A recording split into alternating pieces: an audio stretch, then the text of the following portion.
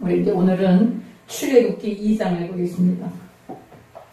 출애굽기 2장.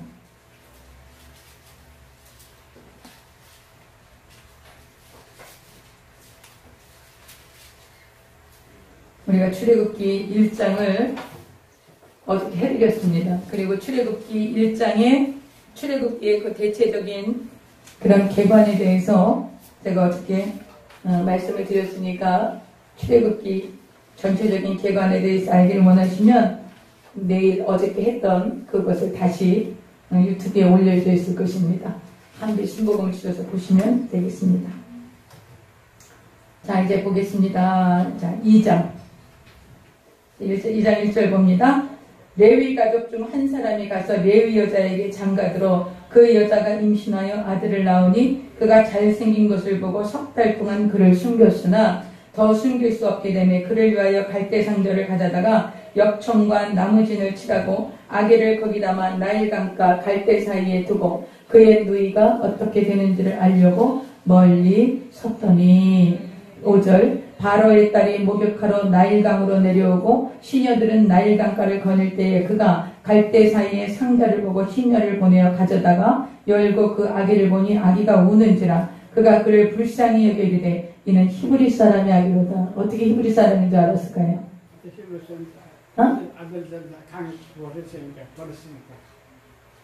히브리 사람인 걸 어떻게 알았어요? 할례 때문에 아는 거예요. 할례. 아기지만 8일 만에 할례를 행했기 때문에 히브리 사람이 아기인 줄 아는 거예요.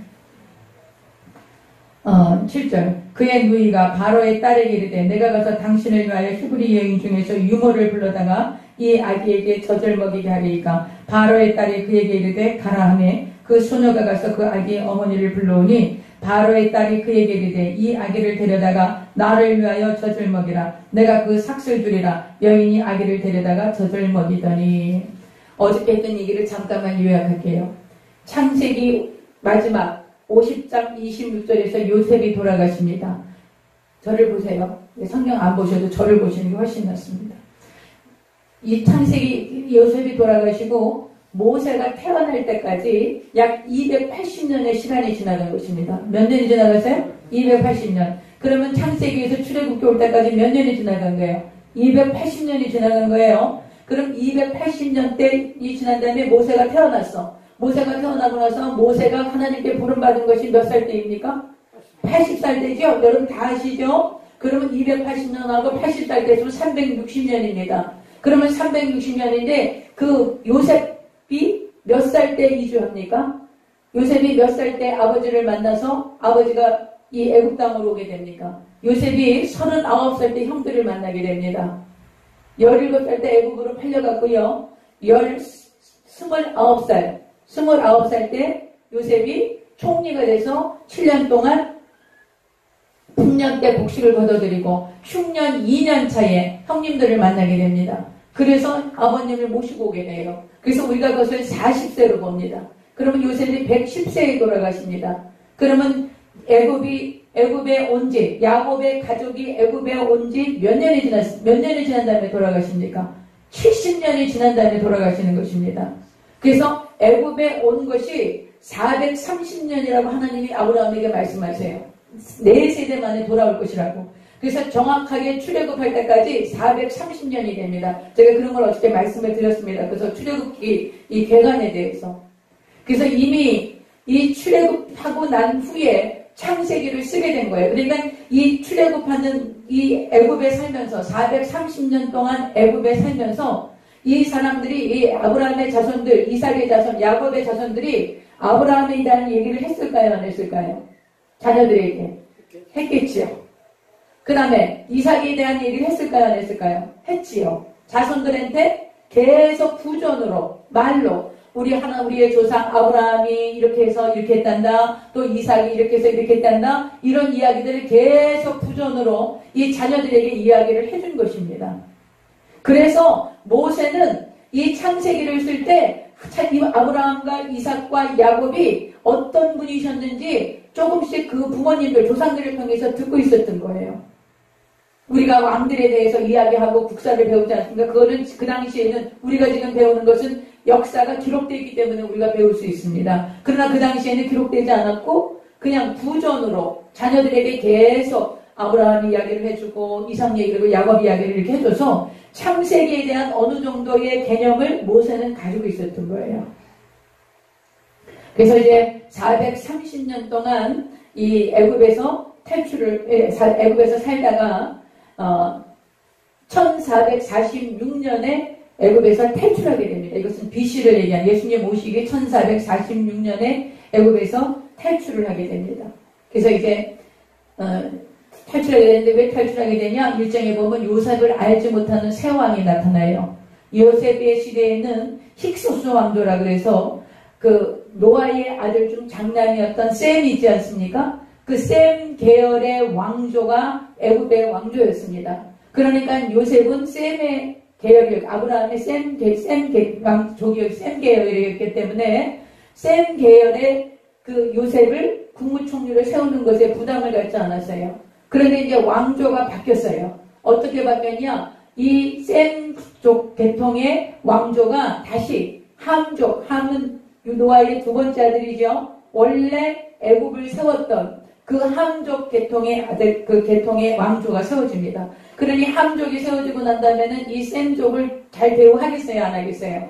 대우 안 하지요. 대우 안 하고 만약에 이 히브리 민족들이 막 생육하고 번성해서 아기를 많이 낳고 힘이 강해지면 자기네 왕조를 침탈했던 그 셈족과 같이 연합해서 쿠데타를 일으켜서 왕조를 빼앗길 수도 있다는 거예요. 그러니까는 이 야곱의 후손들, 이 히브리 민족들을 그대로 편안하게 두면 안 되는 거예요. 그래서 혹독하게 고난을 줍니다. 혹독한 노예 생활을 하는 거예요. 그래서 제가 어떻게 그런 말씀 드렸을 거예요. 40명이 8만 개의 벽돌을 만들어야 합니다. 하루에. 근데 이 벽돌을 지금까지 찍어내는 게 아니지요. 이 벽돌을 진흙을 파옵니다. 이 고센 땅, 비돔과 라암셋 성을 지었던 땅이 이 이스라엘 백성들이 거주했던 고센 땅이었어요. 고센 땅에다가 그 국고성을 짓는 것입니다. 근데 그 땅이 굉장히 비옥해요. 진흙이 아주 그 삼각주, 그 나일강 위에서부터 이제 비가 오거나 이렇게 되면 진흙이 흘러내려오는 거예요. 그래서 그 토사가 모여있던 땅이기 때문에 아주 비옥한 땅입니다. 거기에서 진흙을 걷어내서 짚을 섞어요. 짚을 섞어서 그것을 벽돌을 빚는 것입니다. 지금같이 어떤 틀이 있어서 만드는 게 아니라 빚어서 이것을 말려서 이 벽돌을 쓰는 것입니다. 그거를 하루에 40명이 8만 장을 만들도록 했습니다. 그러니까 인간이 아닌 거예요. 그리고 그렇지 않으면 매질을 당하고 혹독하게 이 노예 생활을 했던 것입니다. 그렇게 노예 생활을 왜 했을까요? 그렇게 피곤하게 하고 일을 많이 시키면 집에 들어가서 그냥 쓰러져서 잘 것이다. 그러면 이제 자녀들 낳지 못할 것이다. 이렇게 생각했기 때문에 이 애굽의 그 새로운 왕조가 그렇게 이 히브리 민족을 학대했던 것입니다. 그래서 이 얼마나 학대했는데 그러고 나서 근데도 생육하고 번성하는 걸 그치지 않는 거예요. 뭐 그렇게 피곤해서 집에 들어가면 바로 잘 것이다. 그러나 그렇지 않았어요. 점점 더 아기들을 많이 낳고 생육하고 번성했지요. 그래서 이번 두 번째 쓴 방법이 뭐냐면 산파들을 시켜서 남자 아기를 낳으면 이 아이가 사산됐다. 이렇게 얘기하라고 그랬어요. 그런데 이 산파 두 분이 이름까지 나옵니다. 이름까지는 시프라와 부하라고 하는 이 산파 두 분이 하나님을 경외한 거예요. 하나님을 두려워한 거예요. 그래서 아기가 나오면 아기가 먼저 태어나서 왕하고 울기 때문에 그 사산이라고 아기를 죽일 수 없었습니다. 그래서 모든 아기들을 다 살립니다. 그래서 하나님께서 굉장히 이 산파를 그 가정을 흥왕하게 하셨다고 성경이 기록하고 있어요. 여러분 가서 성경 꼭 보셔야 돼요. 이번 기회에 이렇게 성경 보지 않으면 기회가 별로 없어요. 가서 1장을 꼭 보셔야 되고 어저께 강의했던 거를 꼭 들어보세요. 아주 제가 구체적으로 연도까지 정확하게 얘기를 했으니까 가서 꼭 보셔야 됩니다. 여러분 성경 공부를 많이 합니다. 여러분 인터넷 보면 성경 공부를 많이 하는데 우리한테는 제가 하는 게 제일 맞습니다. 제가 우리 평신도들의 그 수준을 압니다. 왜 그러냐면 제가 평신도였기 때문에 제가 평신도로서 주의종이 되었기 때문에 내가 나한테 어떻게 해주면 가장 좋았을까? 나한테 성경을 어떻게 풀어주면 가장 좋은 강의일까? 제가 그것을 경험했기 때문에 가장 좋은 방법으로 여러분이 성경을 가장 잘 이해할 수 있는 방법으로 제가 여러분을 풀어드리는 것입니다. 그러니까 여러분이 이렇게 잘 따라오시면 성경 한 번이 끝났을 때 여러분 신앙이 굉장히 업그레이드 되어 있는 걸 여러분이 깨달으실 거예요. 그러니까 막 이렇게 절대 귀찮아하면 안 돼. 이걸 우선순위로 둬야 돼. 우선순위로 두세요. 유튜브 방송에 보면 우리 한배 순봉을 치면 이게 1강부터 다 나옵니다. 자꾸 반복해서 들으셔야 돼요. 반복해서 들으십시오. 여러분 제가 이거 그냥 하는 게 아닙니다. 이거 1시간 하려고 제가 3시간을 준비합니다. 매일. 매일. 그러니까 이게 지금 2시간, 3시간 이상 공부하고 1시간 기도하고 이렇게 하고 제가 이거 시작하는 겁니다. 여러분 1시간 강의만 듣지만 저는 이거 1시간 하기 위해서 3, 4시간을 준비를 하는 거예요. 그래서 어떻게든지 여러분 말씀으로 돌아가고 성경 위에 반석에 여러분 믿음을 세워드리려고 그러는 것입니다. 제가 얼마든지 제 목소리를 위해서 이렇게 할 수 있어요. 그러나 그것보다 하나님의 말씀을 올바르게 전하고 여러분이 알아듣기 쉽게 풀어드리는 거, 이것이 나중에 성경을 보더라도 그대로 생각이 납니다. 그래서 여러분 좀 저의 정성을 생각하시고 꼭 유튜브 방송에 들어가서 1강부터 쭉 들으세요. 간단하게 이런 것 예배드린 거 앞뒤 순서 다 카트하고 요 성경만 딱 해놓은 그런 걸 제가 올려놨어요. 그것만 딱 들으셔도 저희 아이들이 그렇게 해놓으니까 굉장히 듣기가 간편하고 이렇게 연결이 돼서 너무 좋다고 그렇게 저한테 문자를 보내왔더라고요. 여러분 성도들이 굉장히 성경 알고 싶어합니다. 그리고 성경 깨닫고 싶어합니다. 그래서 여러분 성경으로 돌아가고 제가 이번에 이렇게 하나님께서 이런 은혜를 주신 것에 대해서 감사하고 잘 따라오시기 바랍니다. 그래서 이제 세 번째로 작전을 쓴 게 뭐냐? 이 바로왕이 어떻게 했냐? 남자 아기를 낳으면 전부 다 나일강에 던져버리려는 거야. 그래서 나일강의 아기들을, 남자 아기들을 다 나일강에 던지게 됩니다. 그런 시대에 태어났던 사람이 누구예요? 모세예요. 그러니까 모세가 태어났던 시대는 남자 아기는 나일강에 던져갖고 죽이는 그런 시대였던 거예요.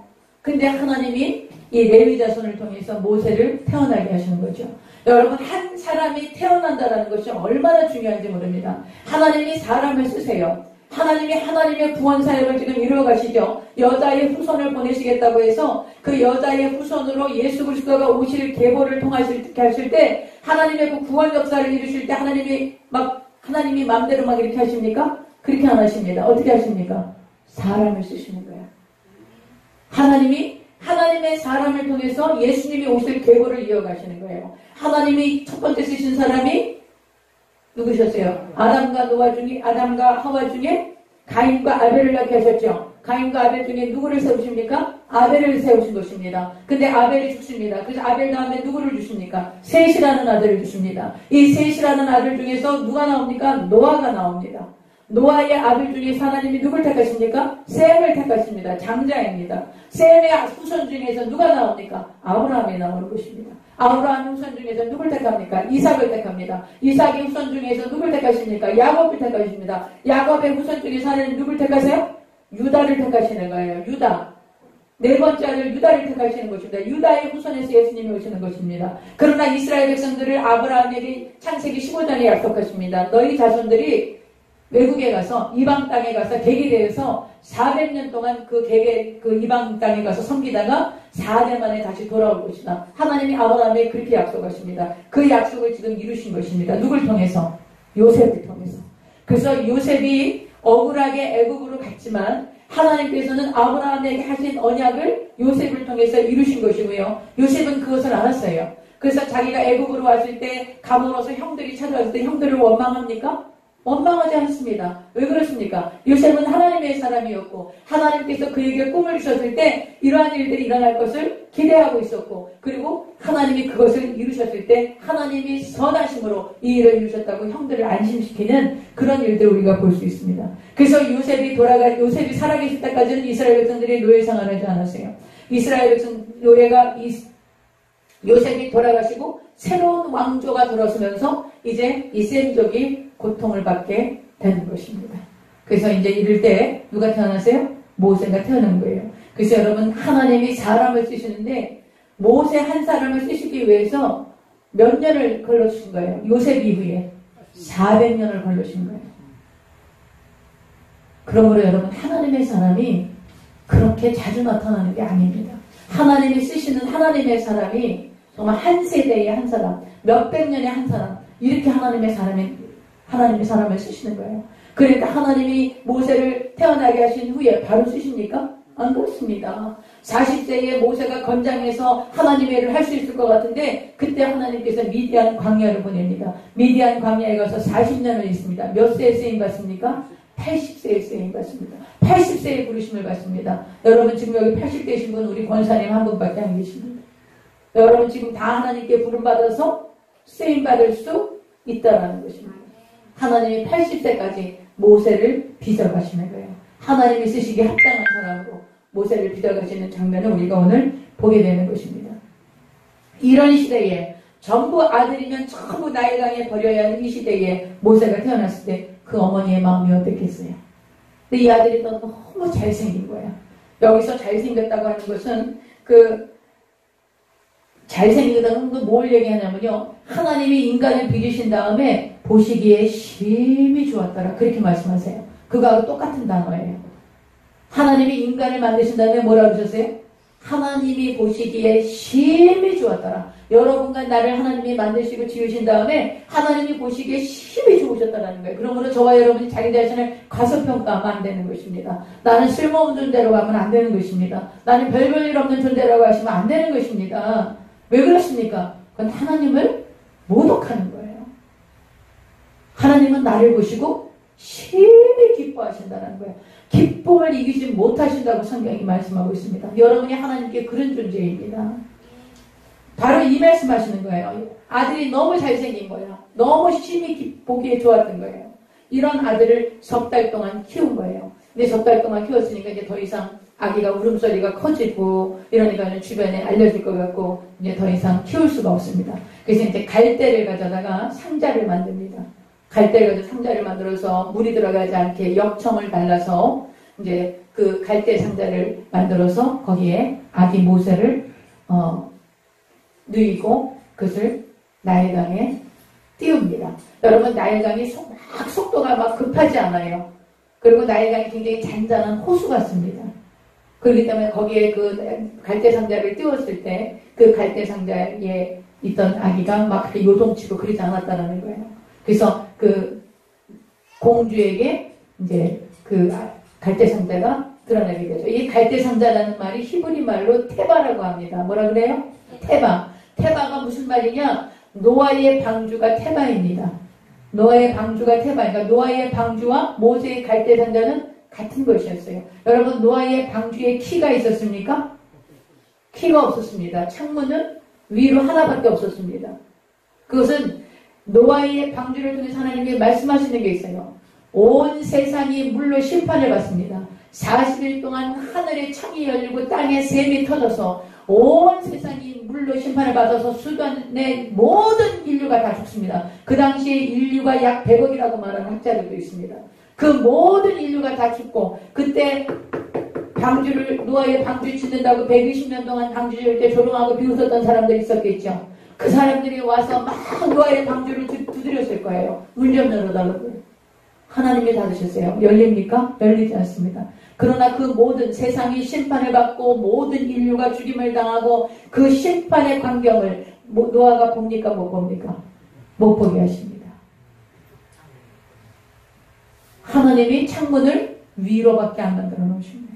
못 보게 하나님 문을 닫아버리기 때문에 노아가 이 세상의 그 흉흉한 심판과 그 모든 죄악들에 대해서 하나님의 심판이 일어나는 거 하나님 못 보게 하세요. 여러분 소돔과 고모라서 심판하실 때 하나님이 보게 하십니까? 못 보게 하십니다. 뒤돌아하지 말고 그냥 가라고 그러시는 거예요. 그 뒤돌아보다가 소금기둥이 된 노새 아내가 있었죠? 여러분 하나님이 하나님의 심판이나 하나님의 그 광경을 보지 못하게 하십니다. 저와 여러분이 이 땅을 심판하실 때 이 땅에 있겠습니까? 없겠습니까?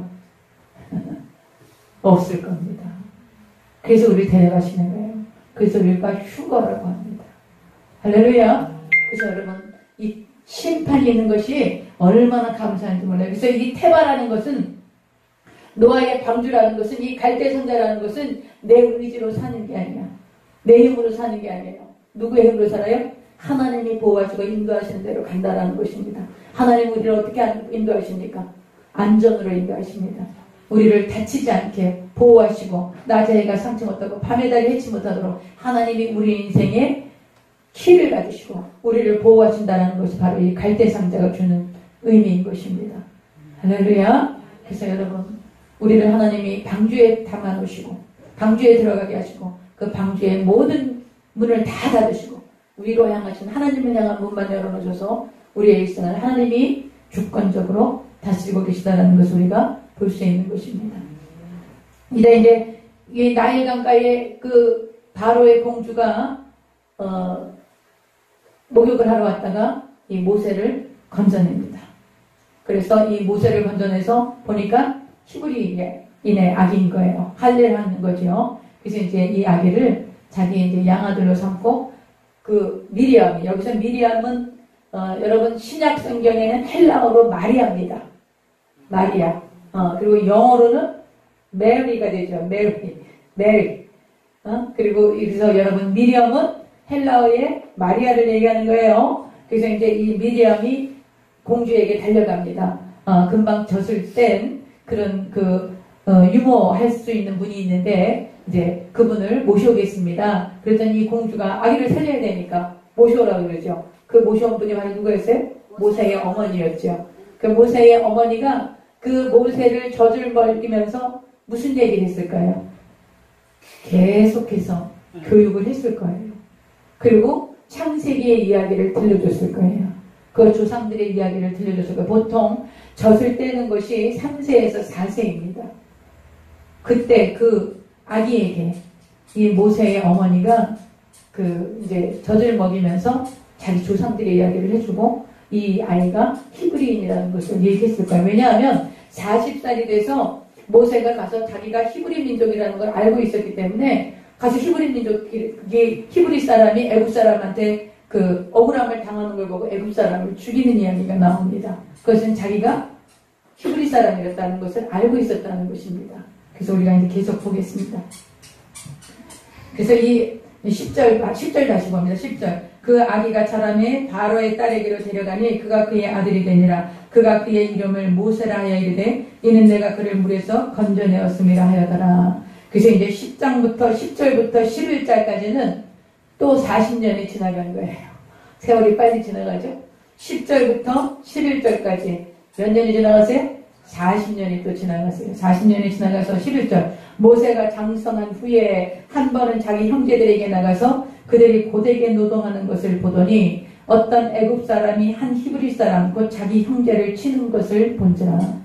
이 애굽 사람이 이 히브리 사람을 이제 아주 죽도록 때리는 걸 얘기하는 거예요. 여기서는 쳤다라는 거는 그냥 이렇게 한번 툭 친 게 아니라 죽도록 때린 걸 얘기하는 거예요.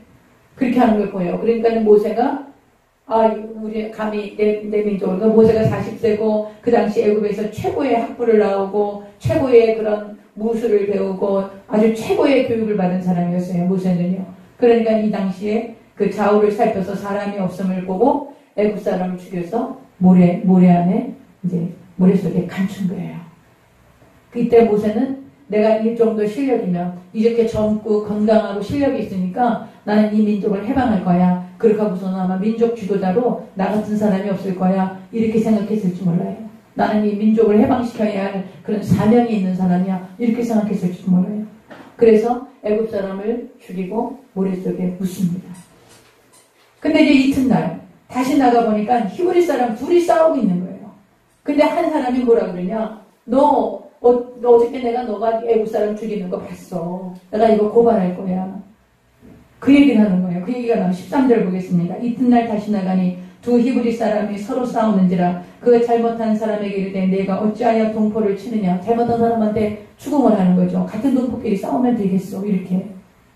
그랬더니 14절 그가 이르되 누가 너를 우리를 다스리는 자와 재판관으로 삼았느냐. 내가 애굽 사람을 죽인 것처럼 나도 죽이려느냐. 모세가 두려워 이르되 일이 탈로되었도다.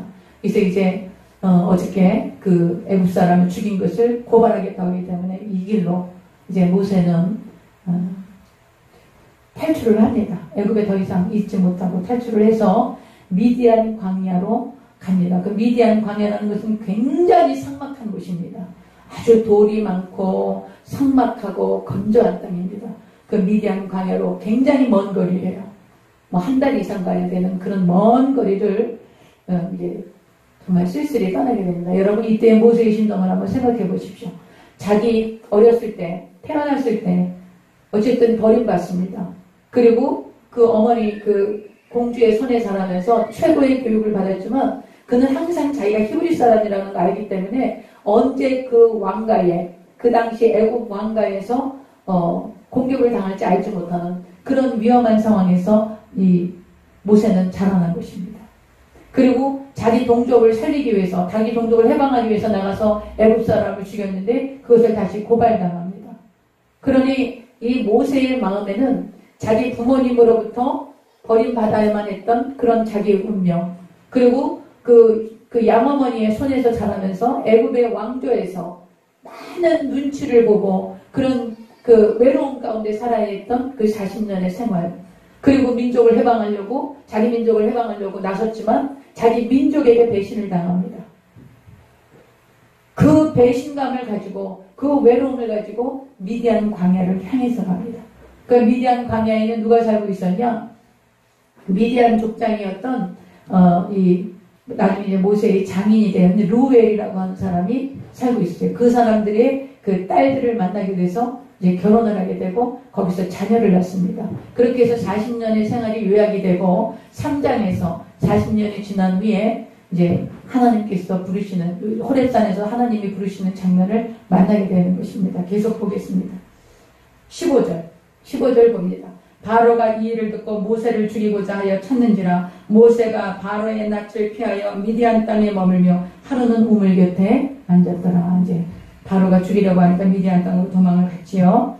미디안 제사장에게 7달이 있었어요. 7달이 있었더니 그들이 와서 물을 길어 구유에 채우고 그들의 아버지의 양떼에게 먹이려 하는데 또 이 목자들 남자 목자들이 와서 또 이 자매들을 이렇게 어렵게 하는 거예요. 목자들이 와서 그들을 쫓는지라 모세가 일어나 그들을 도와 그 양떼에게 먹이니라. 여러분 그 당시에 모세가 40세였잖아요. 어렸을 때도 잘생겼지요. 그 어머니가 볼 때 굉장히 잘생겼잖아요. 그런데다가 애굽에서 최고의 교육을 받았어요. 그리고 나서 애굽에서 탈출을 해서 미디안 땅으로 왔을 때 뭐 옷을 갈아입고 오지 않았을 거예요. 그랬겠죠? 그러니까 왕자의 의복을 입고 인물도 너무나 준수했고 그리고 그 애굽에서 가장 최고의 학교에서 최고의 교육을 받은 그런 모든 것이 겸비된 그런 청년이었단 말이에요. 그러니까 이런 청년을 그 7딸 7이 본 거야. 그리고 그 아버지 루엘이 봤어요. 욕심이 났겠죠. 아, 우리 사위를 삼아야 되겠다. 그런 생각했을 거예요. 그래서 제일 맏딸을 결혼을 시킵니다. 그러다가 또 목자들이 와서 딸들을 괴롭히는 데 와서 도와주니 얼마나 고마운 일입니까? 자, 18절. 그들의 아버지 루에게 이를 때에 아버지가 이르되 너희가 오늘은 어찌하여 이같이 속히 돌아오느냐? 그들의 이르되 한 애굽 사람이 우리를 목자들의 손에서 건져내고 우리를 위하여 물을 길어 양떼에게 먹였나이다. 아버지가 딸들에게 이르되 그 사람이 어디에 있느냐? 너희가 어찌하여 그 사람을 버려두고 왔느냐? 그를 청하여 음식을 내가 바라 하였더라. 이렇게 얘기하고요. 자, 여러분 보세요. 지금 이 미디안 제사장이었던 이 르우엘은요, 이 미디안 아브라함의 세 번째 결혼해서 구두라라고 하는 세 번째 부인을 맞이하는 얘기 들으셨죠? 아브라함이 사라가 돌아가시고 첫 번째 하가를 첩으로 두지요. 거기서 이스마엘을 낳습니다. 그리고 사라에게서 이삭을 낳습니다. 그리고 사라가 돌아가시고 하가는 떠나지요. 그리고 나서 구두라라고 하는 그 세 번째 부인을 맞습니다. 이 세 번째 부인에게서 미디안이 태어납니다. 이 미디안 족속이 태어나는 것입니다. 그래서 이 미디안 족속이 이제 퍼진 거예요. 그런데 그 이스마엘 자손들, 그리고 아브라함의 이삭의 자손이 아닌 아브라함의 자손이 아랍 사람들입니다. 다시 얘기할게요. 팔레스타인이 아랍 사람이 아니에요. 팔레스타인이라고 하는 것은 함의 자손인 블레셋. 블레셋은 누구 자손이었어요? 함의 자손이었어요. 함의 자손인 블레셋이 지금의 팔레스타인이에요. 그러면 아랍 사람은 누구냐? 아브라함의 자손이야. 그런데 아브라함의 자손 중에 이스마엘의 자손이 아랍 사람이에요. 그리고 아브라함이 그 세 번째 부인이었던 그두라를 통해서 낳은 아브라함의 후손들이 지금 아랍 사람인 거예요. 근데 지금도 이 아랍 사람들이 무슬림들이죠. 지금 이제 그 전부 다 무슬림들이야. 지금 아랍 사람들이. 그 무슬림들이 또 자기 조상이 누구라고 믿습니까? 아브라함이라고 믿습니다. 근데 이 아랍 사람, 이 성경에 보면요. 나중에 이제 율법에 나옵니다. 나그네를 대접하기를 최선을 다하라고 그 율법에 나와요. 그래서 지금도 아랍 사람들은요. 그렇게 나그네를 잘 대접한답니다. 제가 아는 그 무슬림 선교사님들이 이제 선교하고 들어오셔서 안식년 되고 그러면 우리가 만나면 그런 얘기를 합니다. 우리가 그 IS나 이런 것들 때문에 이 아랍 사람들이 굉장히 잔인하고 무슬림들이 막 악랄하고 잔인하고 막 우리가 그렇게 생각하지 않습니까? 굉장히 두려워하잖아요. 그런데 그런 아주 극단적인 무슬림들이 있다라는 거예요. 근데 대부분의 무슬림 사람들, 대부분의 그런 아랍 사람들은 너무너무 친절하다는 거예요. 그 선교사님이 가서 이제 그 길거리에서 노방전도 잘 못합니다. 그런데 이제 거기서 이제 아랍말로 찬양을 하고, 그리고 이제 선물을 이렇게 하나씩 주고 그랬답니다. 그러면 이 사람들은 반드시 자기 집에 데려가서 식사 대접을 한답니다. 나그네를 그렇게 대접하는 것이 율법인 거예요. 그래서 이분들은 그 아랍 분들이 반드시 그 기타 치고 청년들이 그 이제 찬양을 하고 이제 예수님을 전하고 그러면 한 사람씩 꼭 손을 붙들고 모셔서 자기 집에 데리고 가서 식사 대접을 하고 막 융숭하게 대접을 하고 여기서 주무시고 가라 그러고 하여튼 그렇게 순수하고 사람들이 이제 그 착하다는 거예요. 그러니까 그 아랍에 가서 선교하시는 분들이 그분들이 너무 착하다는 거야. 그리고 너무 착하고 인정스럽고 우리 옛날에 사람들 오면 아이고 자고 가라 그러고 먹고 가라 그러고 그러지 않았습니까? 지금도 그 아랍 사람들이 그렇게 한다는 것입니다. 근데 지금 이제 이 모세가 이 장인이 되었던 이 미디안 족장이 지금 이제 그를 청하여 음식을 대접하라는 얘기가 이제 여기서부터 나오는 거예요. 이런 그 관습들, 이런 대접하는 것들이 이 아랍 사람들이 아주 굉장히 그 융숭한, 지금도 이 전통은 그대로 이어져 오고 있다고 합니다. 그래서 우리가 IS 같은 그런 아주 극단적인 무슬림들, 이런 사람들 아니고는 굉장히 그 아랍 사람들이 착하고 온순하고 손대접 잘하고 그런다는 거예요. 무슬림을 섬기는 것 외에는 그 무슬림 율법을 이제 잘 따르느라고 이렇게 대접도 잘한다는 것이죠. 자, 21절. 모세가 그와 동거하기를 기뻐하며 그가 그의 딸, 모세가 갈 데가 없잖아요. 그러니까 잘 대접하고 그러니까 이제 그 미디안 족장 집에 머무르게 됩니다. 그래서 이제 그의 딸 십보라를 모세에게 줍니다. 그래서 결혼을 시키는 거죠. 그가 아들을 낳음에 모세가 그의 이름을 게르솜이라 하여 이르되 내가 타국에서 나그네가 되었다. 그래서 이제 타국에서 나그네가 되었다는 뜻으로 아들 이름을 게르솜이라고 지어서 아름을 낳게 됩니다. 그 다음에 보겠습니다. 23절. 여러 해 후에 애굽 왕은 죽었고, 애굽 왕이 오래 살 수는 없죠. 근데 이제 모세를 추격했던 애굽 왕은 죽었고, 이스라엘 자손은 고된 노동으로 말미암아 탄식하며 부르짖으니 그 고된 노동으로 말미암아 부르짖는 소리가 하나님께 상달된지라. 하나님이 그들의 고통 소리를 들으시고 하나님이 아브라함과 이삭과 야곱에게 세운 그의 언약을 기억하사 하나님이 이스라엘 자손을 돌보셨고 하나님이 그들을 기억하셨더라. 여러분, 지금 이 이스라엘 백성들이 애굽에 가서 그 요셉을 알지 못하는 왕조가 세워지자 이렇게 고역을 당하고 고난을 당하고 학대를 당합니다. 여러분, 이것을 하나님이 하셨습니까? 하나님이 하셨습니까? 하나님이 하신 게 아닙니다. 여러분이 우리가 어떤 인생의 고난과 역경이 오고 전쟁이 일어나고 수많은 그런 막 히틀러가 600만을 학살하고 이런 일들을 하나님이 주관하신다고 생각하시면 그건 틀린 거예요. 하나님이 주관하시잖아요.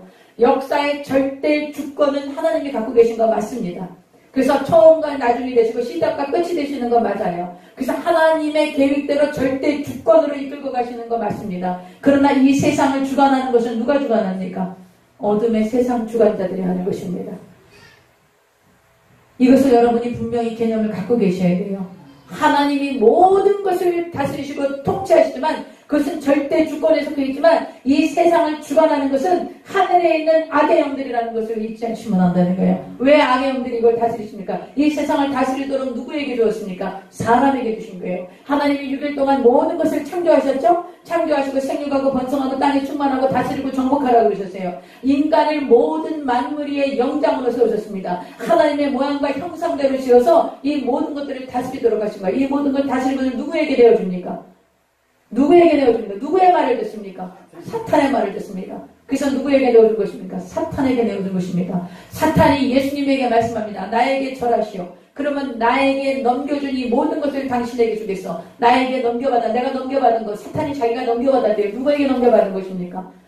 첫사람? 아담에게 넘겨받은 것입니다. 아담에게 하나님이 무엇을 줬습니까? 모든 것을 다스리고 정복하고 생육하고 번성하고 땅에 충만할 권세를 주신 것입니다. 그 권세를 아담이 사탄에게 내어줘서 지금 이 세상을 누가 주관하고 있습니까? 사탄이 주관하고 있는 거예요. 만약에 여러분이 이 세상 모든 것을 하나님이 다스리고 계셔. 그러면 하나님이 김정은이도 하나님이 내신 거고 히틀러도 하나님이 내신 거고 그래서 하나님이 이걸 다 주관하고 계신 거야. 그럼 하나님이 악을 만들어내십니까? 김정은이가 수많은 사람들을 학살하고 마음에 안 들면 죽이는 겁니다. 그냥 히틀러가 600만의 그리스도인을 학살하고 스탈린이 몇 천만 명의 공산주의자 스탈린이 수천만 명을 죽이고 모 대통령이 수천만 명을 죽였는데 이것을 하나님이 계획하신 것입니까? 하나님이 하십니까? 그럼 하나님이 심판받으셔야 합니다. 하나님이 심판하실 수 있나요? 그럼 심판하실 수 없죠. 하나님이 행하신 일을 왜 하나님이 어떻게 심판하십니까? 하나님이 심판을 받아야지요. 누가 한 겁니까? 사탄이 하는 것입니다. 이 세상 주관자. 그래서 바울이 그렇게 분명히 말씀하세요. 정사와 권세와 세상의 어둠의 주관자들. 하늘에 있는 악의 영들이 지금 이 땅을 다스리고 있는 거예요. 이 땅에 지금 이 역사를 자기네들이 이 심판의 길로 지금 이끌고 가고 있는 것입니다. 이 세상에 지금 악이 완전히 가득 찬 다음에 그 다음에 하나님의 심판이 임하시는 것입니다. 왜 그러십니까? 악을 심판하시는 거예요. 이 악은 누가 일으키는 거예요? 사탄이 일으키는 거예요. 이 어둠의 세상 주관자들이 하는 거예요. 그래서 여러분 막 주변에 그런 사람들이 막 질문하고 그럴 거예요. 하나님이 계시면 왜 이런 일이 생겨납니까? 막 이럴 거예요. 하나님이 하신 게 아니에요. 이 세상에 어둠의 주관자가 하는 거예요. 악한 영이 하는 것입니다.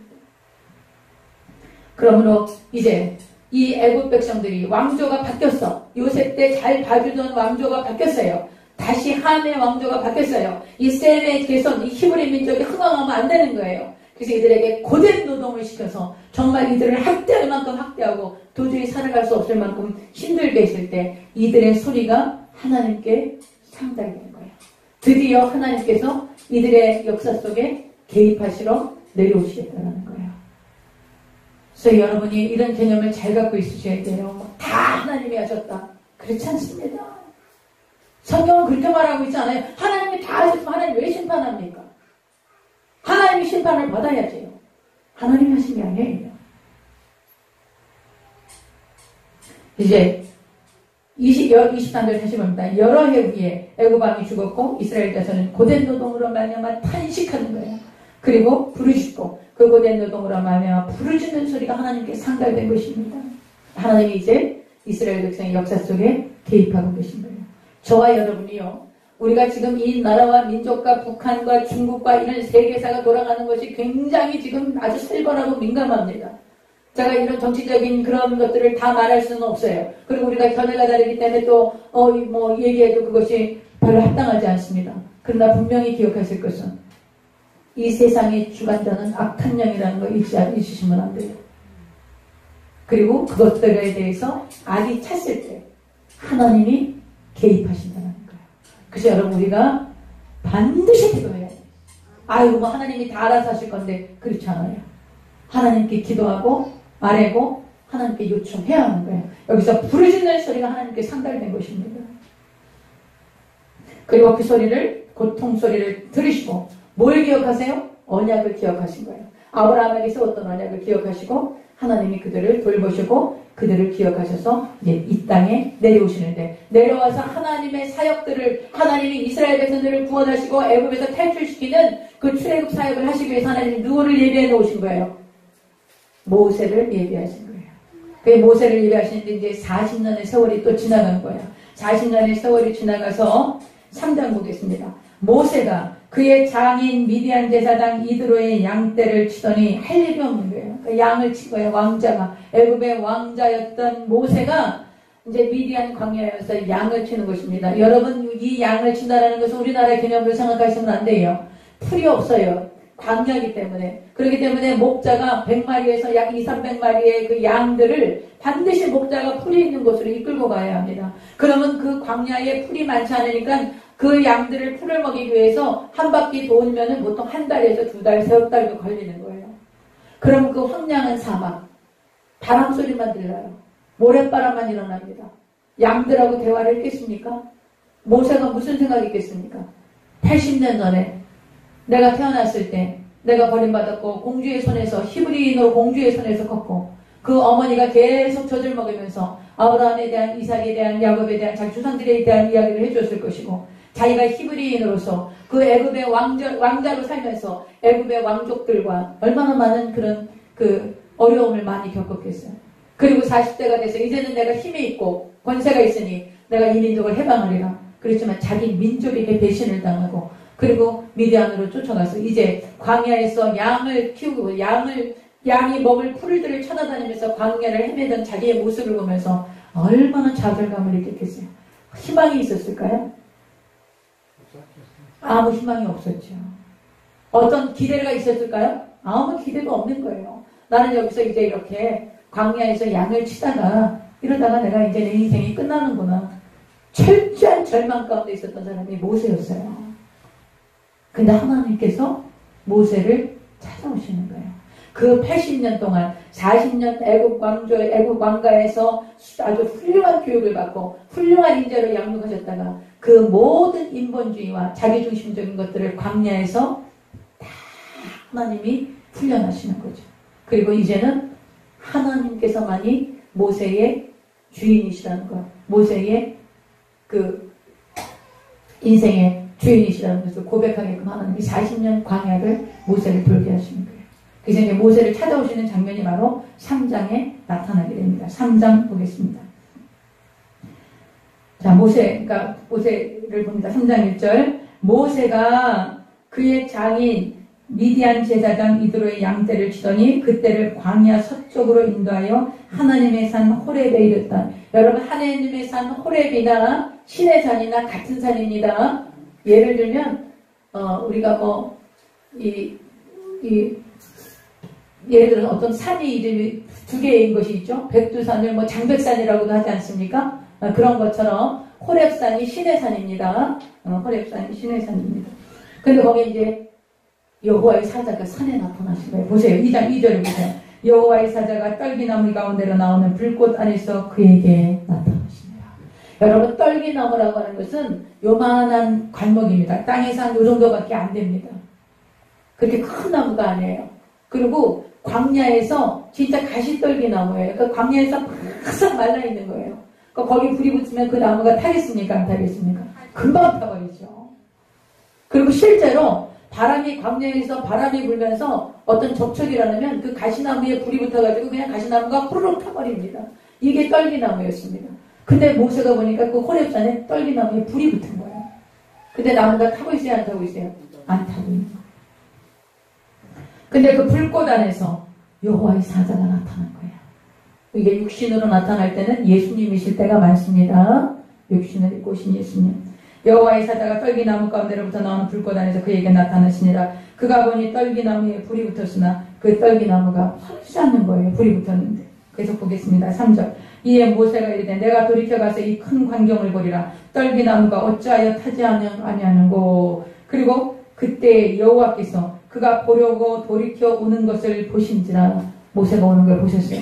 하나님이 떨기나무 가운데서 그를 불러 이르시되 모세야 모세야 이렇게 부르셨죠.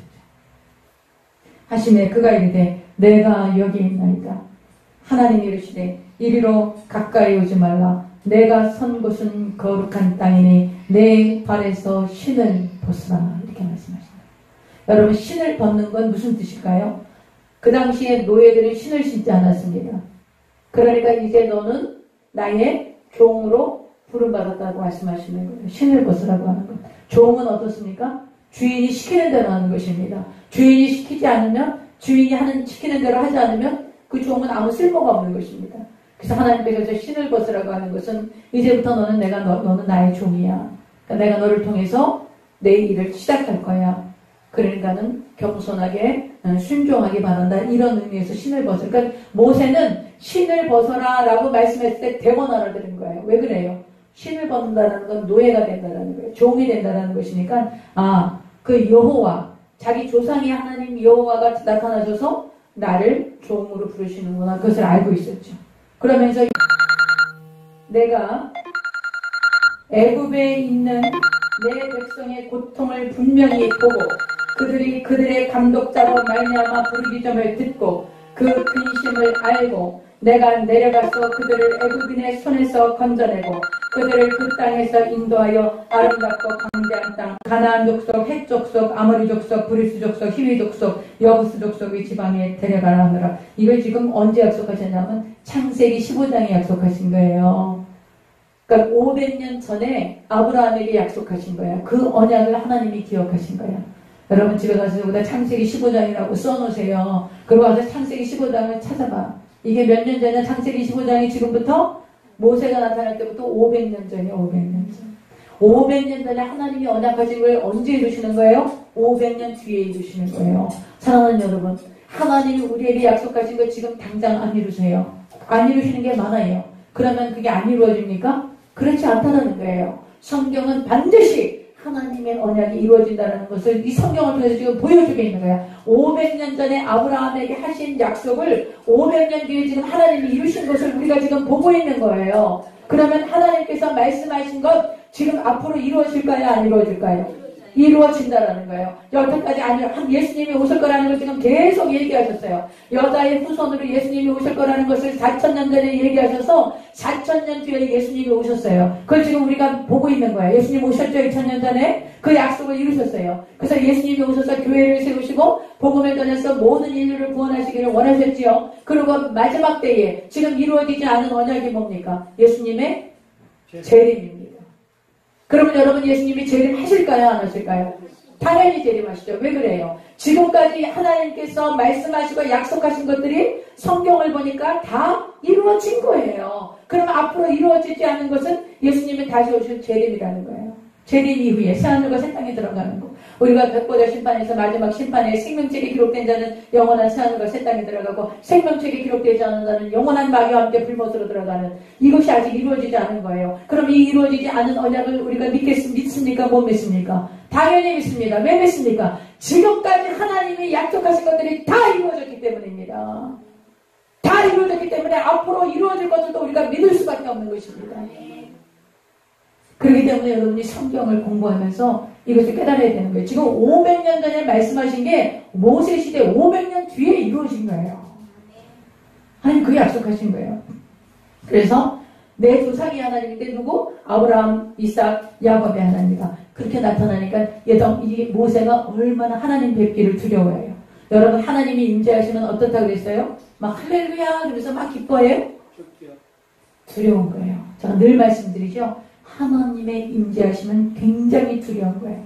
모세도 두려워했어요. 하나님이 나타나셔서 6절에 다시 한번요. 나는 내 조상이 하나님이니 아브라함의 하나님, 이삭의 하나님, 야곱의 하나님이니라. 이렇게 하니까 모세가 어떻게 했어요? 하나님 배웠기를 두려워하여 얼굴을 가린 거예요. 하나님이 임재하시면 우리 안에 그런 하나님이 얼마나 강대하신 분인지 두려움이 임하시는 겁니다.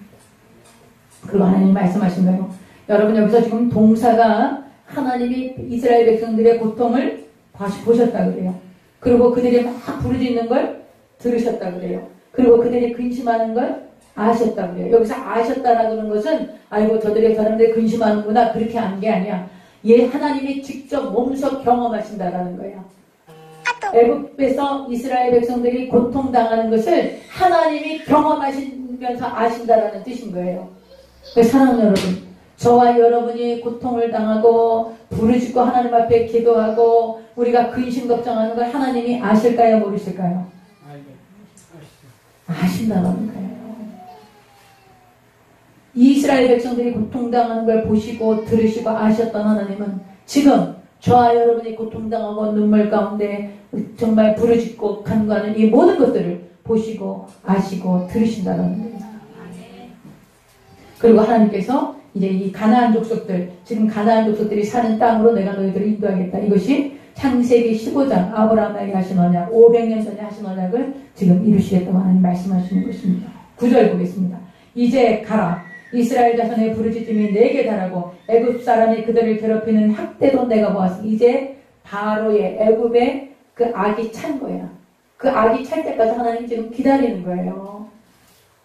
근데 이제 됐어. 이제는 가거라. 그러나 하나님이 하나님의 사람을 보내셔서 그 구원 사역을 시작하시는 거예요. 하나님이 하늘에다 빨간 글씨로 탁 써가지고 그렇게 하시지 않죠? 누굴 통해서요? 사람을 키우시는 거예요. 하나님의 사람을 키우시는 거예요. 10절 보겠습니다. 이제 내가 너를 바로에게 보내어 너에게 내 백성 이스라엘 자손을 애굽에서 인도하여 내게 하리라. 이것이 하나님께서 모세에게 주신 사명인 것입니다. 그랬더니 모세가 바로 가요? 아멘, 주님, 제가 가겠습니다. 이렇게 할까요? 그렇지 않아요. 왜 그래요? 모세가 굉장히 마음이 힘들어요.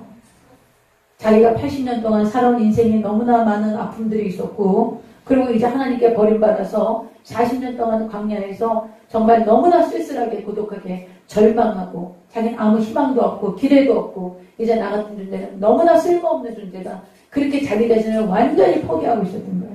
근데 하나님이 딱 나타나셔서 이제 가거라.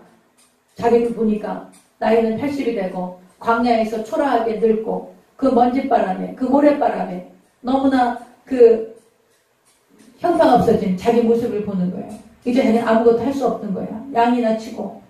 그리고 여러분 그 당시 고대 그 애굽에서는 수사학을 가르쳤습니다. 수사학이라는 것은 말하는 거예요. 웅변을 가르쳤단 말이에요. 그러니까 모세가 굉장히 말도 잘했을 거예요. 그런데 40년 동안 말을 안 했어. 말할 사람이 없는 거예요. 그러니까 입이 뻣뻣해지고 말도 제대로 못하는 거예요. 그러니까 하나님이 말씀하셔도 모세가 하나님께 시험 들고 있었던 거예요. 자기 조상의 하나님이 계시다면 이러실 수 있어요? 그리고 하나님께 시험 들었던 것 같아요. 그러니까 하나님이 가라 그러니까 안 가요. 못 가요. 이러는 거예요. 몇 번이나 하나님께 반항하는 줄 아세요? 6번 반항해요. 6번. 6번은 하나님께 안 간다 그래요.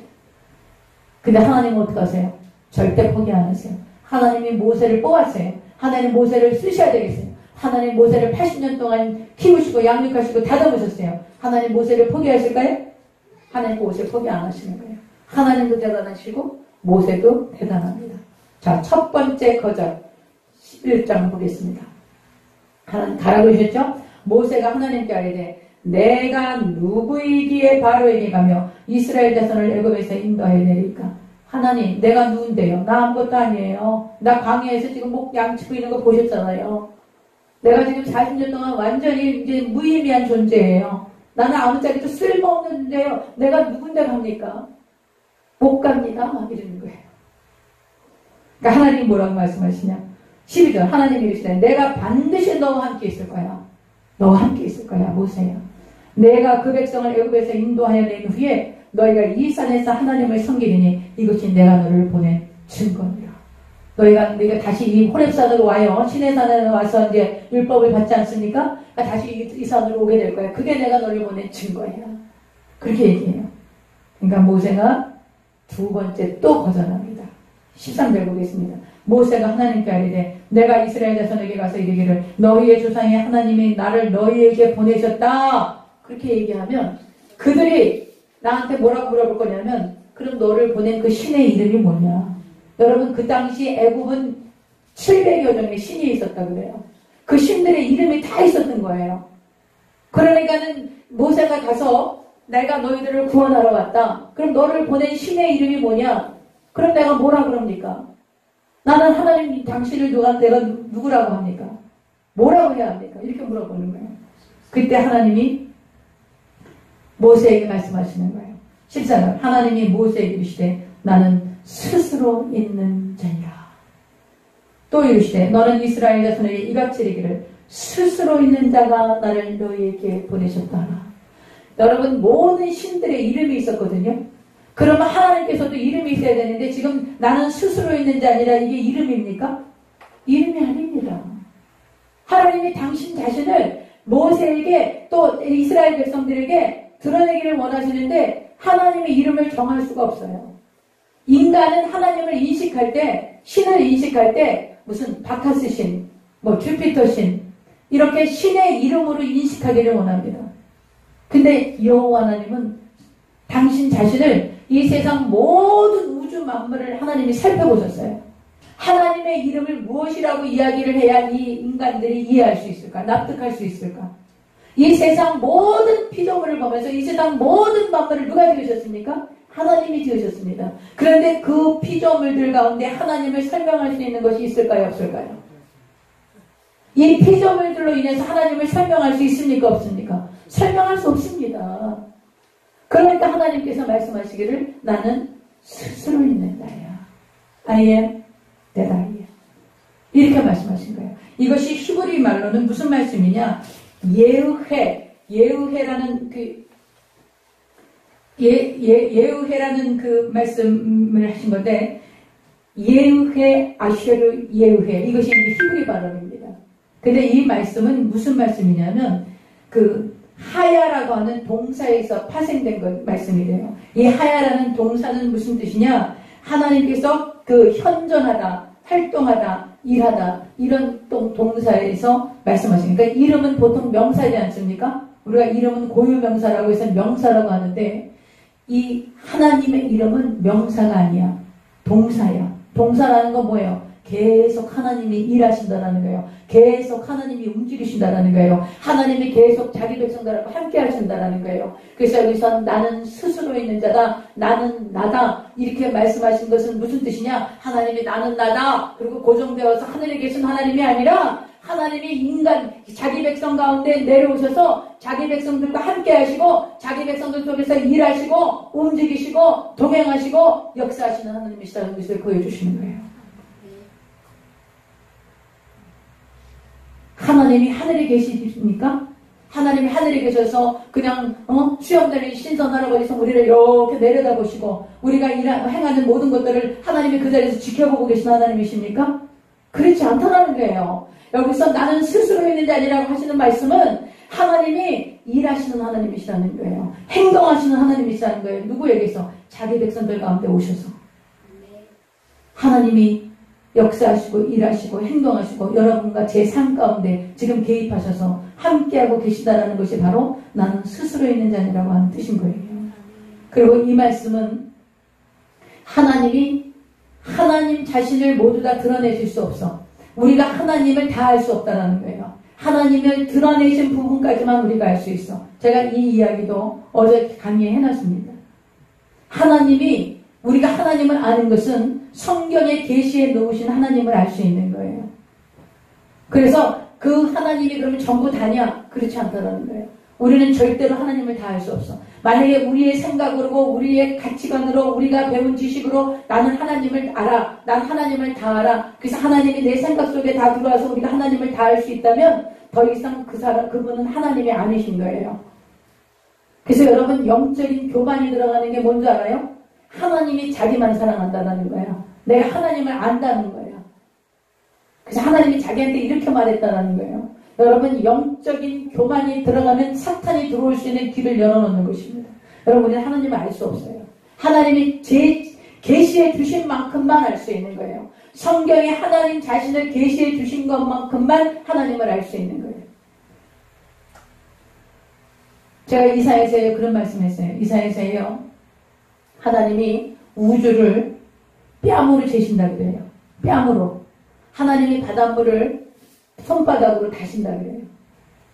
여러분 이 우주가 우리가 눈으로 보는 지금 별들이 있지 않습니까? 이 별들이 보통 100광년에서 400광년 동안 온 것입니다. 빛이 똑딱하면 지구 7바퀴 반을 돕니다. 빛이 똑딱하는 동안 지구를 7바퀴 반을 도는데 1광년이라는 것은 빛이 1년 동안 가는 거리야.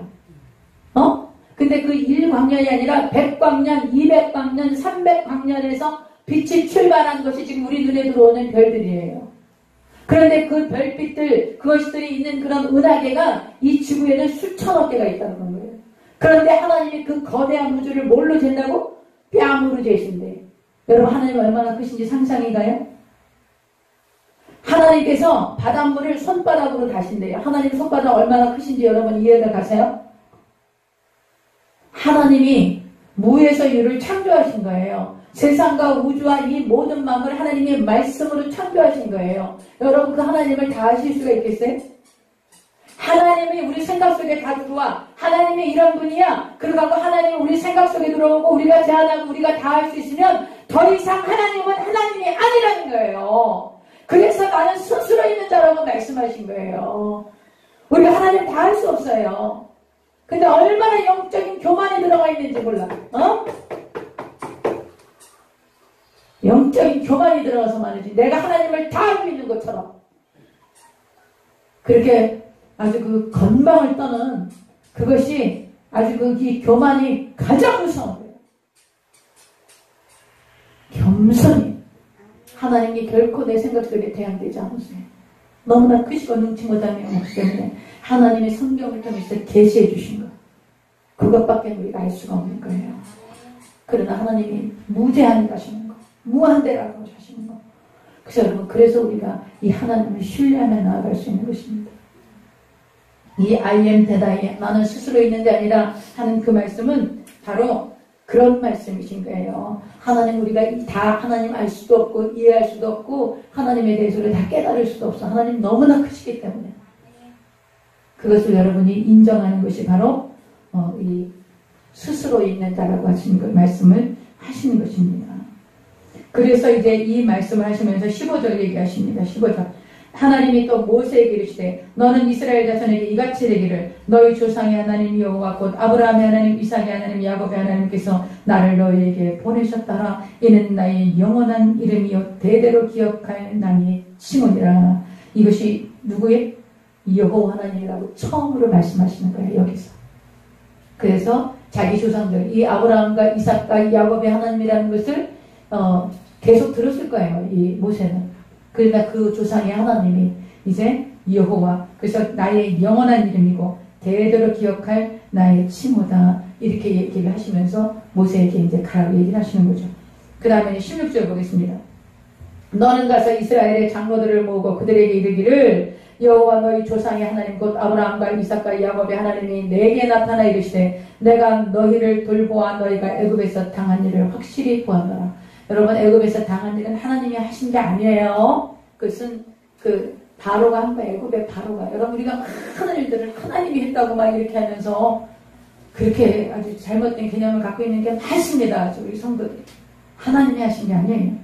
17절. 내가 말하였거니와 내가 너희를 애굽의 고난 중에서 인도하여 내어 젖과 꿀이 흐르는 땅 곧 가나안 족속 헷 족속. 이미 그때 가나안 족속에는 이 가나안 땅에는 가나안 7 족속이 살고 있었어요. 가나안 족속, 헷 족속, 아모리 족속, 브리스 족속, 히비 족속, 여부스 족속의 땅으로 올라가게 하리라 하셨다면 그들이 내 말을 들으리니 너는 그들의 장로들과 함께 애굽 왕에게 가라는 거예요. 애굽 왕이 이르기를 히브리 사람의 하나님 야훼께서 우리에게 임하셨은즉 우리가 우리 하나님 야훼께 제사를 드리려 하오니 사흘길쯤 광야로 가도록 허락하소서. 내가 아노니 강한 손으로, 하나님 말씀하시는 거예요. 내가 아노니 강한 손으로 치기 전에는 애굽 왕이 너희가 가도록 허락하지 아니하다가 내가 내 손을 들어 애굽 중에 여러 가지 이적으로 그 나라를 친 후에야 그가 너희를 보내리라. 여러분 애굽 왕이 말 안 듣습니다. 왜 안 듣습니까? 왜 안 듣습니까? 교만하지요. 자기가 신인 거예요. 그리고 하나님은 어떤 분이에요? 히브리 노예의 신인 거예요.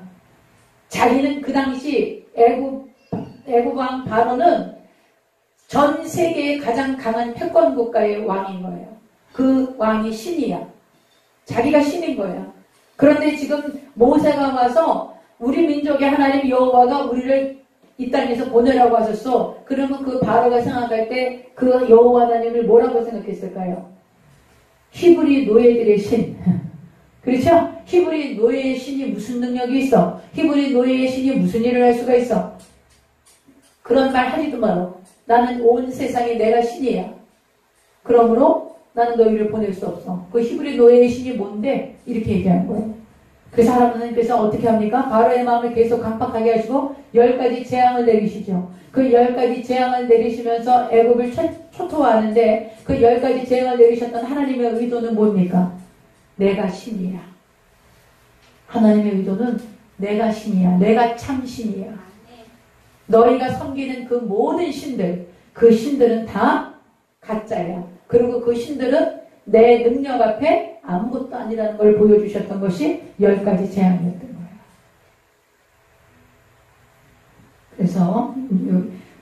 그래서 이게 또 하나님께서 또 21절에 뭐라고 약속하시냐? 내가 애굽 사람으로 이 백성에게 은혜를 입히게 할지라 너희가 나갈 때 빈손으로 가지 않을 거야. 어떻게 한다고요? 빈손으로 가지 않아요. 왜 그래요? 지금까지 이 사람들이 애굽의 요셉 이후에 왕조가 바뀌어서 노예 생활을 했던 것은 약 150년 정도 됩니다. 150년 정도 노예 생활을 한 거예요. 그러니까 400년 동안 다 노예 생활을 한 게 아니에요. 150년 정도 노예 생활을 했는데 그동안에 임금을 받았을까요? 못 받았지요. 어떤 보상도 받지 못한 거예요. 하나님이 기억하셨어요? 안 하셨어요? 기억하셨어요. 내가 너희에게 그동안 밀린 임금 다 보상해 줄 거야. 애굽 사람들의 물품을 취하게 하십니다. 출애굽할 때. 그래서 애굽 사람들이 또 막 주는 거예요. 그래서 풍성하게 그동안에 150년 동안 밀렸던 모든 노임과 보상을 완벽하게 받아서 애굽을 탈출하게 됩니다. 하나님께서 이렇게 갚아주신다는 거예요. 우리가 그런 것들을 계속 보게 될 것입니다. 22절까지 보겠습니다. 여인들은 모두 그 이웃 사람과 자기 집에 거류하는 여인에게 은폐물과 금폐물과 의복을 구하여 너희의 자녀를 꾸미라. 너희는 애굽 사람들의 물품을 취하리라. 그래서 그동안에 못 받았던 모든 보상과 그 임금을 다 챙겨서 나오게 될 것이다. 하나님께서 이렇게 모세에게 말씀을 하신 것입니다. 그래서 이 은금 폐물 가지고 뭐 합니까? 광야에서 막 치장하고 뭐 화려하게 모양 꾸밉니까? 금송아지 만들기 전에 하나님이 이 사람들에게 왜 이런 은금 폐물을 취하게 했을까요? 금송아지 만들려고 취한 건 아니죠. 하나님이 왜 이걸 취하게 하셨어요? 성막 만들려고. 성막을 만들기 위해서 하나님이 이 금은 폐물을 취하게 하신 것입니다. 자, 오늘은 여기까지 우리가 하도록 하겠습니다. 자, 여러분, 우리가 부르심을 받을 때 하나님께서 어떤 사람을 부르셨는가? 하나님이 나 같은 사람을 부르실까? 그렇게 생각하시는 분들이 많아요. 근데 여러분, 그렇게 생각하시면 안 돼요. 어떤 사람을 부르셨는가가 문제가 아니라 누가 부르셨는가가 문제인 거예요. 누가 부르셨는가? 여러분과 나를 누가 부르셨는가? 나같이 보잘것없고 연약하고 흠이 많고 정말 아무짝에도 쓸모없는 마른 나뭇가지 같은 사람인데 이런 나를 누가 부르셨는가가 중요해요. 누가 부르셨어요? 살아계신 하나님이 저와 여러분을 부르신 거예요. 그리고 여러분요, 하나님께서 부르심을 받아서 우리가 순종하면 반드시 하나님이 능력을 주십니다. 하나님이 부르실 때 우리를 그냥 맡겨놓고 그냥 너 알아서 해라. 결코 그렇게 하지 않으세요. 결코 그렇게 하지 않으세요. 하나님이 부르셔서 하나님의 종으로 하나님의 백성으로 쓰시고자 하시면 반드시 거기에 합당한 은혜와 지혜와 능력을 주신다는 것을 의심하지 마세요. 반드시 주십니다. 제가 확실하고 여러분에게 말씀드리는 것입니다. 그러므로 여러분 주님이 부르실 때 순종하시고 정말 나 같은 죄인 살리신 주 은혜 놀라와 잃었던 생명 찾았고 강명을 얻었으니 내가 이제부터 내 생명 주를 위하여 드리고 끝까지 충성하여 주님 전에 가리라. 여러분 그런 믿음으로 사시는 저와 여러분이 되시기를 바랍니다. 기도하시겠습니다.